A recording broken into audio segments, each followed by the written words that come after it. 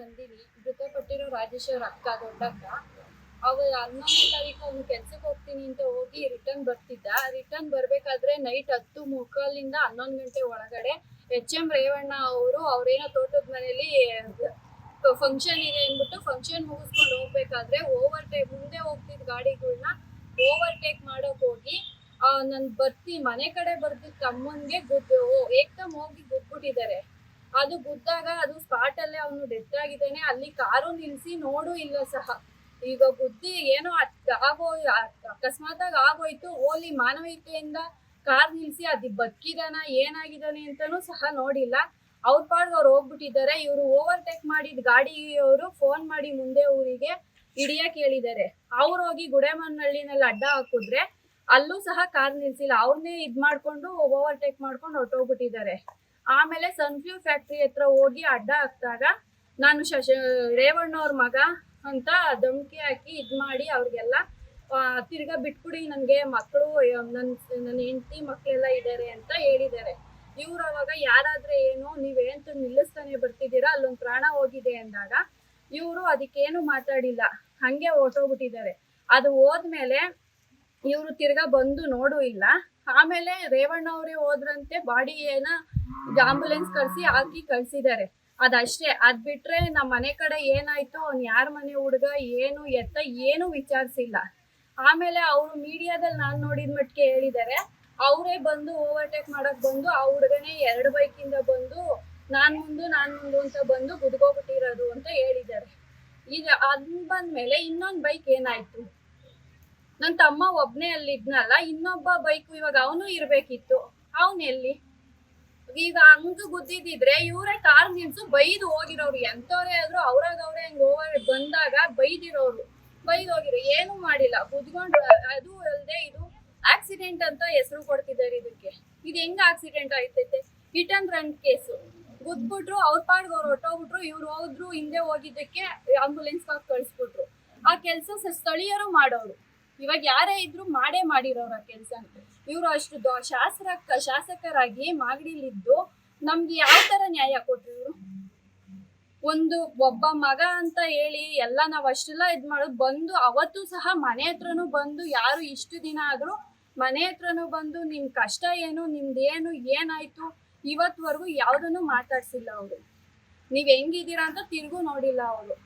ನಾವ್ ಕೇಳೋದಿಷ್ಟು, ಈ ತರ ಮೀಡಿಯಾದಲ್ಲಿ ಅವನೇ ಬಂದ್ ಕುತ್ಕೊಂಡ, ಇವಾಗ ಅವನ ಮೇಲೆ ತಪ್ಪು, ಅದು ಇಲ್ದನೇ ಇರೋದು ಅಪವಾದ. ಆಮೇಲೆ ಜನಗಳ ಹತ್ರ ನಾವ್ ಅಷ್ಟ್ ಕೊಟ್ಟಿದೀವಿ ಇಷ್ಟ್ ಕೊಟ್ಟಿದೀವಿ ಅನ್ನೋ ಮಾತುಗಳು. ನಾವ್ ಕೇಳೋದಿಷ್ಟೇ ಜನಗಳ ಹತ್ರ. ಈಗ ಆಲ್ರೆಡಿ ನನ್ ತಮ್ಮನ್ ಕಳ್ಕೊಂಡ್ ಅನ್ಭವಿಸ್ತಾ ಇದೀವಿ ನೋವ. ಯಾರು ನಮ್ಗೆ ₹1 ಕೊಟ್ಟಿಲ್ಲ. ಸುಮ್ನೆ ಇಲ್ದನೆ ಇರೋದನ್ನ ನಮ್ಮ ಮೇಲೆ ಹಬ್ಬಿಸ್ಬೇಡಿ. ನನ್ ತಮ್ಮನ್ ಕಳ್ಕೊಂಡ್ ಆ ನೋವಲ್ಲೇ ನಾವ್ ಅನ್ಭವಿಸ್ತಾ ಇದೀವಿ. ಸಾಕ್ ನಮ್ಗೆ ಅದೇನಿ ನೋವು. ಯಾರನ್ನ ನೋಡಿದ್ರು ಅಷ್ಟ್ ಕೊಟ್ರಂತೆ ಇಷ್ಟ್ ಕೊಟ್ರಂತೆ ಅಂತ ಅಂತಾರೆ. ಅದೆಲ್ಲ ಸುಳ್ಳು. ಯಾರು ನಮ್ಗೇನು ಕೊಟ್ಟಿಲ್ಲ, ನಮ್ಮ ಮನೆ ಹತ್ರನು ಯಾರು ಬಂದಿಲ್ಲ, ಏನು ಹೇಳಿಲ್ಲ. ಇಷ್ಟು ಸರ್. ಈಗ ಅವ್ರೇನಾದ್ರು ಕರ್ಸಿದ್ರ? ಸರ್, ಅದು ನಮ್ಮ ಊರಿನ ಹಿರಿಯರಿಂದ ನಾವು ಬರಲ್ಲ ಅಂತ ಹೇಳಿದ್ವಿ. ಅವರು ಇಲ್ಲ, ನಾವು ಬನ್ನಿ, ಅವ್ರು ದೊಡ್ಡವರಲ್ವಾ, ಬನ್ನಿ, ಏನಾಗಲ್ಲ ಅಂತ ಅಂದ್ರು. ಸರಿ ಆಯ್ತು, ನಿಮ್ಮ ಮಾತ್ಗೂ ಬೆಲೆ ಕೊಡ್ತೀವಿ, ಅವ್ರ ಮಾತ್ಗೂ ಬೆಲೆ ಕೊಡ್ತೀವಿ ಅಂದ್ಬಿಟ್ಟು ನಾವು ಹೋದ್ರೆ ಶುಕ್ರವಾರ ಸಿಗ್ತೀನಿ ಅಂದ್ರು, ಸಿಗ್ಲಿಲ್ಲ. ಶನಿವಾರ ಸಿಗ್ತೀನಿ ಅಂದ್ರು, ಸಿಗ್ಲಿಲ್ಲ. ಭಾನುವಾರ 11 ಗಂಟೆಗೆ ಹೇಳಿದ್ರು. ಆಮೇಲೆ ತಿರ್ಗಾ ಇಲ್ಲ 11 ಗಂಟೆಗೆ ಆಗಲ್ಲ, ಸಂಜೆ 3 ಗಂಟೆಗೆ ಅಂದ್ರು. ತಿರ್ಗಾ 3 ಗಂಟೆಗೆ ಹೋದ್ರೆ 4 ಗಂಟೆವರೆಗೂ ಕಾಯಿಸಿದ್ರು. ಆಮೇಲೆ ಬಂದ್ಮೇಲೂ ನಾವ್ ಅಲ್ಲಿ ಹೋದಾಗ ಅಲ್ಲಿ ಒಂದು 10-15 ಜನ ಹಿರಿಕರಿದ್ರು. ಅವರೆಲ್ಲ ಹೇಳಿದ್ರು, ಅಲ್ಲಿ ಬಂದಿದ್ದಾರೆ ನೋಡಿ, ಪಾಪ ಅವ್ರ ಮಗನೇ ಮೃತಪಟ್ಟಿದ್ದು, ಮಾತಾಡ್ಸಿ ಅಂದ್ರೆ ಮಾತಾಡ್ಸೋಣ ಬಿಡಿ, ಆಮೇಲೆ ಮಾತಾಡ್ಸ್ತೀನಿ, ಇವಾಗ ಮಾತಾಡ್ಸ್ತೀನಿ ಅಂತ ಬರೀ ಬೇರೆಯವ್ರದ್ದು ಮಾತಾಡಿ ಅವ್ರನ್ನ ನೋಡೋದೇ ಆಯ್ತು. ನಮ್ ಕಡೆ ನೋಡ್ಲು ಇಲ್ಲ ಅವರು. ಅರ್ಧ ಗಂಟೆ ತಿರ್ಗಾ ಅಲ್ಲೂ ವೇಟ್ ಮಾಡಿಸಿದ್ರು. ಕೂತಿದ್ರೆ ಆಮೇಲೆ ಕೇಳಿದ್ರು ಅವರು, ಯಾರು ಇವನು ಯಾರು ಅಂತಾನೆ ಕೇಳ್ತಿದ್ರು ನಮ್ಮ ಅಪ್ಪನ್ನೆಲ್ಲ. ಅವರು ಇದ್ದವ್ರು ಹೇಳಿದ್ರು, ಅವ್ರು ಮೃತಪಟ್ಟ ತಂದೆ, ಇವ್ರ ತಾಯಿ, ಇವ್ರ ಅಕ್ಕ, ಹಿಂಗೆ ತಂಗಿ, ನನ್ನ ತಂಗಿನೂ ಬಂದಿದ್ದು, ನಮ್ಮ ಯಜಮಾನ್ರು ಎಲ್ಲಾನು ಹೋಗಿದ್ವಿ. ನಾವಿಷ್ಟೇ ಜನ ಹೋಗಿದ್ದವ್ರು. ಆಮೇಲೆ ಇದನ್ನೆಲ್ಲ ಕೇಳಿದ್ಮೇಲೆ ಅವರು, ಸರ್ ಅಲ್ಲ ಸರ್, ಹಿಂಗಾಯ್ತಲ್ಲ ಸರ್, ಏನಾಯ್ತು, ನೀವು ಜಾಗದಲ್ಲಿ ಇದ್ರಂತಲ್ಲ, ಹೆಂಗಾಯ್ತು ಇದು, ಏನಾಯ್ತು ಸರ್, ಹೆಂಗೆ ಅಂತ ಕೇಳಿದ್ದಕ್ಕೆ ಅವರು ಏನೋ ಆಗೋಯ್ತು, ಅದಕ್ಕೆ ನಾವೇನ್ ಮಾಡೋಣ ಅನ್ನೋ ಮಾತಾಡಿದ್ರು. ಆಮೇಲೆ ಒಂದ್ ಮಾತಂದ್ರು ಸರ್ ಅವರು, ಸಾಯಕ್ಕೆ ನಿನ್ ಮಗು, ನಮ್ಮ ಅಪ್ಪನ್ಗೆ ಸಾಯಕ್ಕೆ ನಿನ್ ಮಗನ್ಗೆ ನಂತಾರೆ ಬೇಕಿತ್ತ ಅಂತ ಕೇಳಿದ್ರು ಸರ್ ಅವರು. ಎಷ್ಟೋ ಜನ ಲಾರಿ ಬಿದ್ದು ಸತ್ತಿದ್ದಾರೆ, ಅಲ್ಲೆಲ್ಲೋ ಸತ್ತಿದ್ದಾರೆ, ಇಲ್ಲೆಲ್ಲೋ ಸತ್ತಿದ್ದಾರೆ. ಅದಕ್ಕೆಲ್ಲ ನಾನೇ ತಲೆ ಕೆಡಿಸ್ಕೊಳ್ಳಿ? ನಿನ್ ಮಗನಿಗೆ ನಂತಾರೆ ಬೇಕಿತ್ತ ಸಾಯೋಕ್ಕೆ ಅಂತ ಕೇಳಿದ್ರು. ಆಮೇಲೆ ಸರಿ ಅದಕ್ಕೂ ನಾವು ಸುಮ್ಮನಾದ್ವಿ. ಸರಿ ಆಯ್ತು ಸರ್, ನಿಮ್ ಮಗ ಆಯ್ತು ಹಿಂಗ್ ಮಾಡ್ಬಿಟ್ಟ, ನಿಂತ್ಕೊಂಡು ನೋಡಿದಿದ್ರೆ ಜೀವ ಉಳ್ದಿರೋದೋ ಬಿಟ್ಟಿರೋದೋ ನೋಡಿದಿದ್ರೆ ಅದು ಅಕಸ್ಮಾತ್ ಬದುಕಿರೋನು ಹೇಳಕ್ ಆಗ್ತಿರ್ಲಿಲ್ವಲ್ಲ ಅಂದ್ರೆ ಅವ್ನ್ ಮಾಡ್ಬೇಕಿತ್ತು, ಮಾಡ್ಲಿಲ್ಲ, ಏನ್ ಮಾಡೋಣ ಅದಕ್ಕೆ? ಅವ್ನು ಹೋಗ್ಬಿಟ್ಟ, ನಾನು ಹೋಗಿ ಬಾಡಿಯಾಗಿ ಕಳಿಸ್ಲಿಲ್ವಾ? ಅವ್ರ ಪ್ರಕಾರ ಹೆಂಗೆ ಅಂದ್ರೆ ನಾನು ಬಾಡಿಯಾಗಿ ಕಳ್ಸಿದೀನಿ ಅಷ್ಟೇ. ನಾನ್ ಮಾಡ್ಬೇಕಿತ್ತು, ನಾನ್ ಮಾಡಿದೀನಿ. ಈ ತರ ಮಾತಾಡೋದು. ಮುಂದೆ ಏನ್ ಮಾಡ್ತೀರಾ? ಕಾನೂನು ಹೋರಾಟ? ನಾನಂತೂ ಕಾನೂನು ಹೋರಾಟ ಮಾಡ್ತೀನಿ ಸರ್. ಇಲ್ಲಿ ಪೊಲೀಸ್ನವರು ಸಹ ನಮ್ಗೆ ಹೆಲ್ಪ್ ಮಾಡ್ತಿಲ್ಲ ಸರ್. ಇವಾಗ ಹೊಡೆದ್ರು ಹೋದ್ರು, ಕಾರ್ ತಂದ್ ಬಿಟ್ಟವ್ರು ಯಾರು ಗೊತ್ತಿಲ್ಲ, ಸ್ಟೇಷನ್ ಹತ್ರ ಕಾರ್ ತಂದ್ ಬಿಟ್ಟವ್ರು ಯಾರು ಗೊತ್ತಿಲ್ಲ, ಯಾರು ಕಾರ್ ಓಡಿಸ್ತಿದ್ರು ಗೊತ್ತಿಲ್ಲ, ಡ್ರೈವರ್ ಅಂತ ಹೇಳ್ತಿದ್ದಾರೆ. ಆ ಡ್ರೈವರ್ ಯಾರು ಗೊತ್ತಿಲ್ಲ, ಅರೆಸ್ಟ್ ಆಗಿಲ್ಲ, ಪ್ರತಿಯೊಂದು ಏನು ಇಲ್ಲ ಸರ್. ಇಲ್ಲಿ ಏನು ನಡೀತಿಲ್ಲ. ಇದಕ್ಕೆಲ್ಲ ಹೆಂಗೆ ನಾವು ಪರಿಹಾರ ಹುಡ್ಕೋದು ಅನ್ನೋದೇ ಗೊತ್ತಾಗ್ತಿಲ್ಲ. ಇಲ್ಲ ಈ ಪೊಲೀಸ್ನವರು ಸಹ ಒಂದ್ ಹೆಲ್ಪ್, ಹಿಂಗಾಗೈತೆ, ಹಿಂಗ್ ಬಿಟ್ಟೈತೆ, ಒಂದು ಇದೇ ಮಾಡ್ತಿಲ್ಲ. ನಾನ್ ಕೇಳೋದಿಷ್ಟು ಸರ್, ಅದೇ ಜನಸಾಮಾನ್ಯರಾಗಿ ಹೊಡೆದಿದ್ರೆ ಪೊಲೀಸ್ನವ್ರ ಹತ್ರ ಕಾರ್ ತಗೊಂಡೋಗಿ ಹಾಕಿದ್ರೆ ಕಳ್ಸ್ಬಿಟ್ಟಿರೋರ? ನಾವಿವಾಗ ಕಾರ್ ನಿಲ್ಸ್ಬಿಟ್ಟು ನಾನು ಗುದ್ಬಿಟ್ಟು ಬಂದಿದೀನಿ, ಕಾರ್ ಹ್ಯಾಂಡ್ ಓವರ್ ಮಾಡ್ಕೊಳ್ಳಿ ಅಂತ ಹೇಳ್ಬಿಟ್ಟು ಕಾರ್ ಬಿಟ್ಟು, ಕಾರೋ ಬೈಕೋ ಏನೋ ಬಿಟ್ಬಿಟ್ಟು, ಗಾಡಿ ಒಂದ್ ಬಿಟ್ಬಿಟ್ಟು ನಾವು ಬಂದ್ಬಿಟ್ಟಿದ್ರು ಬಿಟ್ಟಿರೋರ? ಅವರು ಹೋಗ್ತಿರ್ಲಿಲ್ವಾ, ಹುಡುಕ್ತಿರ್ಲಿಲ್ವಾ, ತನಿಖೆ ಮಾಡ್ತಿರ್ಲಿಲ್ವಾ? ಯಾಕೆ ಹಿಂಗೆ ನೆಗ್ಲೆಕ್ಟ್ ಮಾಡಿ? ಬಡವ್ರ ಮನೆ ಮಕ್ಳು ಅಂದ್ರೆ ಅಷ್ಟೊಂದು ತಾತ್ಸಾರನ ಸರ್? ನಾವ್ ಏನ್ ಮಾಡೋಣ ಸರ್? ಇದ್ದವನೊಬ್ಬ ಮಗ, ವಂಶಕ್ಕೆ ಇದ್ದವನೊಬ್ಬ ಮಗ, ಅವನೇನ ತಪ್ಪು ಮಾಡಿದ್ರು ನಮ್ಗೆ ಇಷ್ಟೊಂದು ಬೇಜಾರಾಯ್ತಿರ್ಲಿಲ್ಲ. ಸುಮ್ನೆ ಬರ್ತಿದ್ದವ್ರನ್ನ ಓವರ್ಟೇಕ್ ಮಾಡಕ್ ಹೋಗಿ ಗಾಡಿ ಸ್ಪೀಡ್ ಅಲ್ಲಿ ಹೋಗಿ ಇವ್ರು ಹೊಡೆದಿರೋದು.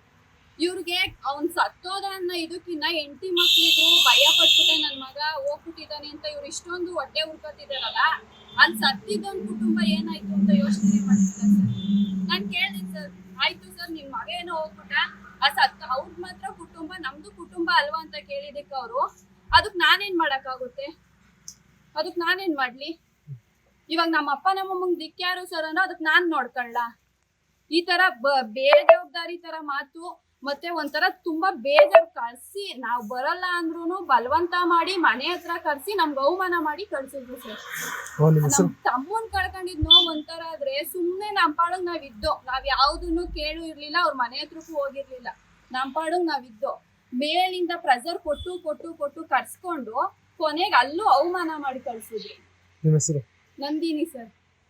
ಆಮೇಲೆ ಜನಸಂಖ್ಯೆ ಖರ್ಚು ಮಾಡಿದ್ವಿ ಸರ್ ಅಂತ ಹೇಳಿದಕ್ಕೆ ಈ ವಯ್ಯ ಅಷ್ಟೊಂದು ಖರ್ಚು ಮಾಡಿ ಇರ್ತಾನ ಅಂತ ಒಂಥರ ಉಡಾಫೇಲ್ ಮಾತಾಡಿದ್ರು ಸರ್. ಇದನ್ ತಗೋಬಾ, ಅದಕ್ಕೆ ನಾನೇನ್ ಮಾಡ್ಲಿ? ಸಾಲ ಇದ್ರೆ ನಾನೇನ್ ಮಾಡ್ಲಿ ಸರ್? ನಮ್ಗೆ ಸಾಲ ಇದೆ ಸರ್, ಈ ತರ ಮಾಡ್ತಿದ್ದ, ಈ ತರ ಅದಕ್ಕೋಸ್ಕರನೇ ಓವರ್ ಡ್ಯೂಟಿ ಮಾಡ್ತಿದ್ದ, ಕೆಲ್ಸಕ್ಕೆ ಹೋಗಿಲ್ಲ, ನಮ್ಗೆ ಯಾವ ಮಾತು ಅವ್ರು ಕೇಳಿಸ್ಕೊಳ್ಳಿಲ್ಲ ಸರ್. ಆಮೇಲೆ ಬಾಯಿ ಬಂದಂಗೆ ಅವ್ರು ಸತ್ರು ಇವ್ರು ಸತ್ರು ಅಂತ ಹೋಲಿಕೆ ಮಾಡೋದು. ಆಮೇಲೆ ಇನ್ನೊಂದು ಹೇಳಿದ್ರು ಸರ್, ಬೇರೆ ಯಾರನ್ನ ಹೊಡ್ಕೊಂಡು ಹೋಗ್ಬಿಟ್ಟಿದ್ರೆ ಹಿಂಗೆ ಮಾಡ್ಬಿಡಿವ್ರಾ, ಹಿಂಗೆ ಕೇಳಿವ್ರ ನೀವು, ನನ್ನ ಹತ್ರ ಯಾಕೆ ಇಷ್ಟೊಂದು ಕೇಳ್ತಿದ್ದೀರಾ ಅಂದ್ರು.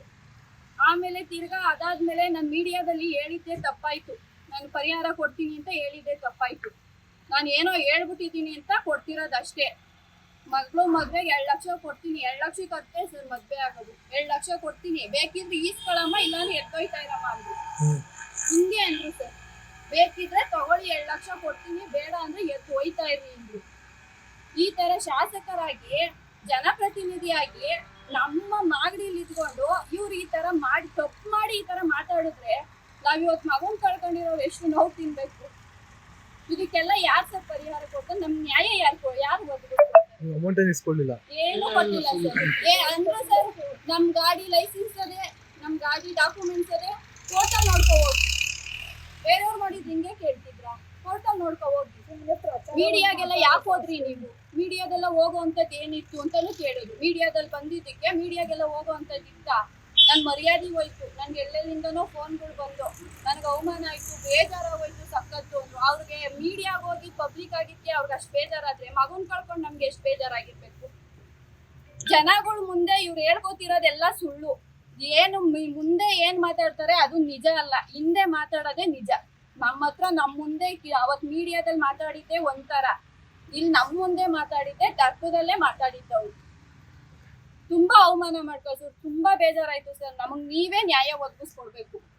ನಿಮ್ನೆ ನಂಬಿದೀವಿ, ನೀವೇ ನ್ಯಾಯ ಅವ್ರು ಕೊಡ್ಲಿಲ್ಲ ಅಂದ್ರೂ ಪರವಾಗಿಲ್ಲ, ನಮ್ಮ ಮಗನ್ಗೆ ನ್ಯಾಯ ಬೇಕು. ನನ್ನ ಅದು ಒಟ್ಟೂರಿ ಕೊಡಿಸ್ಬೇಡಿ ಅಷ್ಟೇ. ನಿಮ್ಮ ಕೈ ಮುಗಿದು ಕೇಳ್ಕೊಳ್ಳೋದು ನನ್ಗೆ ಏನಿಲ್ಲ. ನನ್ನ ಮಗನಿಗೆ ದುಡ್ಡು ಕೊಟ್ಟಿದ್ದೀನಿ ಅಂತ ಹೇಳ್ಕೊತಾವ್ರಲ್ಲ, ಊರು ತುಂಬ ಪ್ರಚಾರ ಮಾಡ್ತಾರಲ್ಲ, ಅದೊಂದು ನಿಲ್ಲಿಸಿ, ನಮ್ಗೆ ದಯವಿಟ್ಟು ನಿಲ್ಲಿಸಿ. ಅದೊಂದೇ ನಾನು ಬೇಡ್ಕೊಳ್ಳೋದು, ಇನ್ನೇನು ಅವ್ರಿಗೆ ದುಡ್ಡು ಬೇರೆ ಹೆಸರು ತುಂಬ ಮನೆ ದುಡ್ಡು ಆಗಲ್ಲ ಸರ್. ಬೇರೆದ್ ಏನಾಗಿರ್ಲಿ ಸರ್, ಅಟ್ಲೀಸ್ಟ್ ಒಂದ್ ಮನೆ ಮಗನ್ ಕಳ್ದೆ, ಒಂದ್ ಮನೆ ಕುಟುಂಬ ದೀಪ ಆರಿಸಿದೀನಿ ಅನ್ನೋ ಪಶ್ಚಾತ್ತಾಪನೂ ಇಲ್ಲ ಸರ್ ಅವರಿಗೆ. ಮಾಡಬಾರ್ದು ಪ್ರಚಾರ ಮಾತ್ರ ಯಾವ ಮಕ್ಳಿಗಾಗಲಿ ಮಾಡಬಾರ್ದು. ಕೊಟ್ಟಿದ್ರೆ ಹೇಳ್ಕೊಳ್ಳಿ, ಹಿಂದೆ ಮಾತ್ರ ಅನ್ಯಾಯ ನೋಡಿದ್ರೆ ನೋಡ ಅವ್ರಿಗೆ ಇರ್ತದೆ ಸರ್, ಅದಂತೂ ಖಚಿತ. ಇನ್ನೇನು ನಾನು ಹೇಳಕ್ಕ ಖರ್ಚು ಮಾಡಿ ಸಾಲ ಮಾಡಿ ಖರ್ಚು ಮಾಡಿದ್ದೀವಿ. ನಮಗೆ ನಾವೇನು ಎಲ್ಲ ಮಡಿಕೊಂಡು ಮಾಡಲಿಲ್ಲ. ಅದರಲ್ಲೂ ಒಂದು ಹೆಚ್ಚು ಕಡಿಮೆ ಒಂದು ಕಾಲು ಭಾಗ ಅವನು ತೀರಿಸಿದ್ದ, 11 ಎಕರೆ ದುಡಿಮೆ ಮಾಡೋನು ತೀರಿಸಿದ್ದ. ಇನ್ನೂ ಇತ್ತು, ಇನ್ನೂ ಚಿಕ್ಕ ಹುಡುಗಿ ಮದುವೆ ಮಾಡ್ಬೇಕಂತೆ ಕೊಡ್ತೀನಿ, ಏನೋ ಹಣ ಕೊಡ್ತೀನಿ ಅಂತ ದೊಡ್ಡದಾಗಿ ಹೇಳ್ಬಿಟ್ರು ಪ್ರೆಸ್ನವ್ರ ಕೈಲಿ. ಈಗ ಅವರೆಲ್ಲ ಏನು ತಿಳ್ಕೊಂಡವ್ರೆ ಅಂದರೆ ಏನೋ ಕೊಟ್ಬಿಟ್ಟವ್ರೆ ಅಂತ ಎಲ್ಲ ಇಡೀ ಜನನೇ ಹಂಗಂತ. ಅದು ನಮ್ಗೆ ಅವ್ರದ್ದು ಒಂದು ಋಣ 5 ರೂಪಾಯಿದು ಒಂದು ಋಣ ಇಲ್ಲ. ಸುಮ್ಮನೆ ನಮ್ಮನ್ನು ಯಾಕೆ ಇಲ್ಲದ್ದು ಸೃಷ್ಟಿ ಮಾಡಿ ನಮ್ಮ ಹೊಟ್ಟೆ ಉರಿತಾ ಇದೆ. ಅದರಲ್ಲಿ ಇನ್ನ ಹೊಟ್ಟೆ ಉರಿಸ್ಬೇಕು ಅಂತ ಮಾಡ್ತಾರಲ್ಲ. ಒಬ್ಬ ಮಾಡಿ ಶಾಸಕರಾಗಿ ಮನೆ ಬಾಗಿಲಿಗೆ ಬಂದು ಅವ್ರಿಗೆ ಇವ್ರು ಏನಾದ್ರು ಎತ್ತಾದ್ರು ಅಂತ ಅವ್ರಿಗೆ ಕೇಳಕ್ಕಾಗದ್ಮೇಲೆ ಅವ್ರು ನಮ್ಮ ಓಟ್ ಹಾಕಿರೋರಲ್ವಾ ಬಿಡಿ ಹೇಳ್ಕೊಳ್ಳೋಣ. ಅಷ್ಟು ನಾವು ಕೀಳಾಗ್ಬಿಟ್ವ. ನಾವು ರೈತರುಗಳು ಬಡವರು, ಅವ್ರು ಎಷ್ಟೇ ಆಗಲಿ ದೊಡ್ಡವರು ಶ್ರೀಮಂತರು, ನಾವು ಬಡವರು. ನಾವು ಅವ್ರು ಹೇಳ್ದಂಗೆ ಮಾಡ್ಕೊಂಡು ಹೋಗ್ಬೇಕು. ಬಾಯಿ ಮುಚ್ಚಿದ್ರೆ ಮುಚ್ಚಬೇಕು, ಕೂತ್ಕೊಂಡಿದ್ರೆ ಕೂತ್ಕೋಬೇಕು, ಎದ್ದೊಳ್ಬೇಕು. ಅವ್ರಿಗೆ ನಾವು ಓಟ್ ಹಾಕಿ ಗೆಲ್ಲಿಸಿ ಅವ್ರು 5 ವರ್ಷ ದರ್ಪ. ನಾವು ರೈತರು, ಈಗ 80 ಕೋಟಿ ಜೀವರಾಶಿ ಸಾಕೋದು ನನ್ನ ಮಕ್ಕಳು. ನಾವು ರೈತರು, ನಮ್ಮನ್ನ ಇಷ್ಟೊಂದು ನೋಡ್ಬೇಕಾದ್ರೆ ಅವರು ಇನ್ನ ಇಂಥವು ಎಷ್ಟು ಮಾಡ್ಕೊಂಬಂದಿರ್ಬೇಕು ಅವರು ಹೇಳಿ. ಇವತ್ತು ನಮ್ಗೆ ಒಟ್ಟೂರಿಗೆ ಅಲ್ವಾ, ಇನ್ನೂ ಒಬ್ಳು ಮಗಳು ಮದುವೆ ಮಾಡಬೇಕು. ಈಗ ಅವ್ರ ಗತಿ ಏನು? ಈಗ ನನ್ನ ಹೆಂಡತಿ ನನ್ನ ಗತಿ ಏನು? ಈಗ ಇದೇ ಕೆಲಸ ನಮ್ಮ ಮಕ್ಕಳನ್ನ ಮಾಡಿದ್ರೆ ಅವ್ರು ಬಿಡ್ತಿದ್ರು, ಪೊಲೀಸ್ನವ್ರು ತಾನೇ ಬಿಡ್ತಿದ್ರು. ಇಷ್ಟೊತ್ತಿಗೆ ಎಷ್ಟೆಷ್ಟು ರೋಷ ಬುರ್ಸಿ ಎಷ್ಟು ಜೈಲು ಅಲ್ಲಿ ಇಲ್ಲಿ ಅಲ್ಸಿಟ್ರು ಅವರು. ಇವತ್ತು ಯಾರನ್ನ ಪೊಲೀಸ್ನವರೇ ಆಗಲಿ, ಅವರೇ ಆಗಲಿ, ಬೇರೆಯವರೇ ಆಗಲಿ, ಯಾವ ಪಕ್ಷದವರೇ ಆಗಲಿ, ಇದ್ರದ್ದು ಯಾವ್ದಾನ ಒಂದಿಷ್ಟು ಜನ ಎತ್ತಾರ? ಯಾರೂ ಎತ್ತಾ ಇಲ್ಲ. ನಮ್ಮ ರೈತರು ಅನ್ನೋದು, ನಾವು ಬಡವರು ಅನ್ನೋದು ಯಾರ್ದು ಕಣ್ಣಿಗೆ ಬಿದ್ದಿಲ್ಲ. ಅದರಿಂದ ದಯವಿಟ್ಟು ಹೇಳ್ತೀನಿ, ಕೈ ಮುಗಿದು ಹೇಳ್ತೀನಿ, ಅವ್ರು ಕೊಟ್ಟಿರೋದನ್ನ ಸುಳ್ಳು ಕೊಟ್ಟಿಲ್ಲ, ಇದು ಅಪಪ್ರಚಾರ, ಇಲ್ಲಿಗೆ ನಿಲ್ಲಿಸಿ. ನೀವು ಕೊಡಿದ್ರು ಚಿಂತಿಲ್ಲ, ನಮಗೆ ಭಗವಂತ ಅವನೇ, ಅವ್ರು ಚೆನ್ನಾಗಿ ಬದುಕಿರ್ಲಿ. ನಿಮ್ಮ ಹೆಸರು? ಗುಡ್ಡೇಗೌಡ. ನಾವು ರಾಜೇಶ್ ತಂದೆ. ನ್ಯೂಸ್ ಫಸ್ಟ್ ನಿರ್ಭೀತಿಯಿಂದ ನಿಮ್ಮ ಪರವಾಗಿ.